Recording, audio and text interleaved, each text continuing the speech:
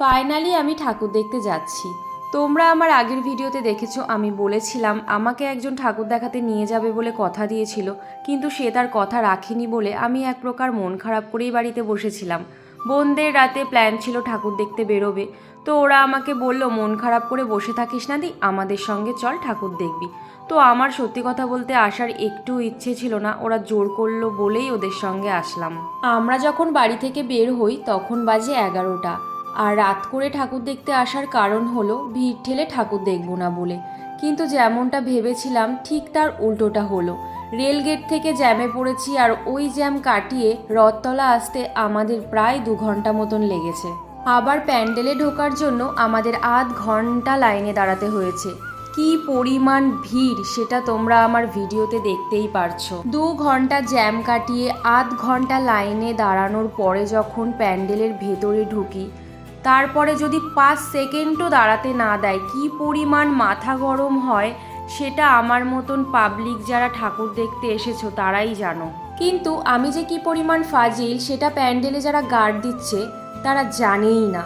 কখন যে রেলিংয়ের মধ্যে দিয়ে ভেতরে ঢুকে গেছি আমাকে ধরতেই পারেনি। তোমরাই বলো, এত কষ্ট করে ভেতরে ঢোকার পরে যদি মাকে ঠিক করে নাই দেখতে পারি, প্যান্ডেলের ভেতরে দুটো ছবি তুলতেই না পারি, ভিডিওই না করতে পারি, তাহলে ঠাকুর দেখতে আসার মানে কি? তোমরা যে যাই বলো, আমার রথতলার প্যান্ডেল আর প্রতিমা কিন্তু ভীষণ ভালো লেগেছে।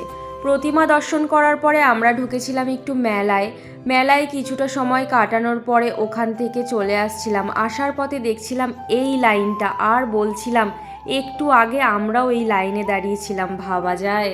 যাই হোক, আমরা কিন্তু বাড়ি থেকে আসার সময় কিছু খেয়ে আসিনি। আর কল্যাণীর একটা প্যান্ডেল দেখে আমরা খুবই ক্লান্ত হয়ে গেছি সবাই, আর ভীষণ খিদেও পেয়েছে, তাই আমরা এখন কিছু একটা খাবো। রাত বাজে তখন 3টে। বোন তো গ্যাসের ভয়ে কিছু খেতেই চাইছে না। আমার বাবু ভীষণ খিদে পেয়েছে, ওসব ভাবলে চলবে না, যা হবে দেখা যাবে পরে। ফুল প্লেট খেতে পারবো না বলে আমি নিয়েছিলাম হাফ প্লেট চাউমিন, আর ওরা নিয়েছিল রোল। তারপরে দেখো ওখান থেকে খেয়ে দিয়ে আমরা কিন্তু রওনা দিয়েছিলাম আর একটা প্যান্ডেল দেখার জন্য। ওরা তো একটা প্যান্ডেল দেখে হাঁপিয়ে গেছে, আর তো আসতেই চাইছিল না। তো আমি বললাম কল্যাণী যেহেতু এসছি, আইটিআইয়ের প্যান্ডেলটা দেখবো না তাই কখনো হয়? তাই ওদের জোর করে দেখো এই প্যান্ডেলে নিয়ে এসছি। রথতলায় যেতে জ্যাম কাটিয়ে ভিড়ের মধ্যে প্যান্ডেল প্রতিমা দর্শন করে বেরিয়ে আসতে আমাদের প্রায় 3 থেকে 3.5 ঘন্টা লেগেছিল। সেই তুলনায় আইটিআই আসতে আমাদের কোনো জ্যামে পড়তে হয়নি, আর লাইনেও দাঁড়াতে হয়নি। রথতলা থেকে আমরা যখন আইটিআইয়ের প্যান্ডেলে পৌঁছাই তখন বাজে ওই 4:10 মতন। ভোর হয়ে গেছিল বলে ভিড়টা তেমন একটা ছিল না, কিন্তু ওই যে গার্ডদের স্বভাব, ভিড় থাকুক আর না থাকুক কানের গোড়ায় বাঁশি বাজিয়ে সবাইকে বের করে দেবে। যতই কানের গোড়ায় বাঁশি বাজিয়ে বের করে দিক না কেন, আমি বাবা ভীষণ জেদি।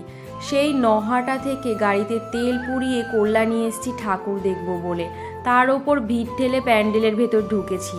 ঠাকুরের ছবি তুলবো, প্যান্ডেলের ভিডিও করব, তারপরে না ওখান থেকে বের হব, তাই না? লুমিনাসের প্যান্ডেল প্রতিমা দর্শন করে বাইরে আসার পরে আমার খুব জোর পিপাসা পেয়েছে, তাই দেখো পেট ভরে জল খেয়ে নিলাম। এবার আমাদের বাড়ি যেতে হবে। দুঃখের কথা কি আর বলবো, কল্যাণী, রথতলা আর আইটিআই মোড়ের প্যান্ডেল দেখতে আমাদের রাত পেরিয়ে ভোর হয়ে গেল।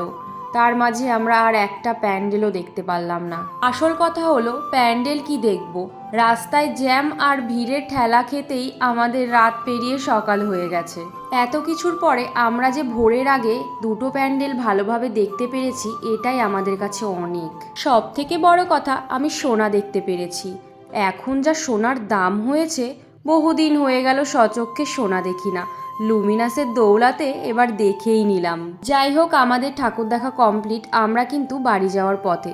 সপ্তমীর রাতে ঠাকুর দেখতে বেরিয়েছিলাম, আর বাড়ি ফিরছি অষ্টমীর সকালে। সারা রাত না ঘুমিয়ে রাত জেগে ঠাকুর দেখে চোখ মুখের অবস্থা একদমই খারাপ। এখন বাড়ি গিয়ে ঘুমাতেও পারবো না, আর রেস্ট নেওয়ার টাইমও পাবো না, কেননা আমাকে আবার অষ্টমীর অঞ্জলি দিতে যেতে হবে। রাত জাগার পরে সকালের এত সুন্দর আবহাওয়া, জাস্ট ওয়াও।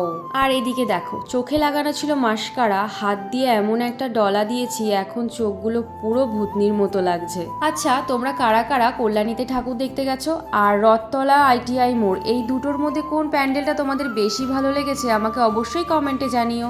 আজকের ভিডিওটা এইটুকুই রাখছি। যদি ভালো লেগে থাকে অবশ্যই লাইক, কমেন্ট, শেয়ার করে দিও। দেখা হবে নেক্সট মিনি ব্লগে। টাটা।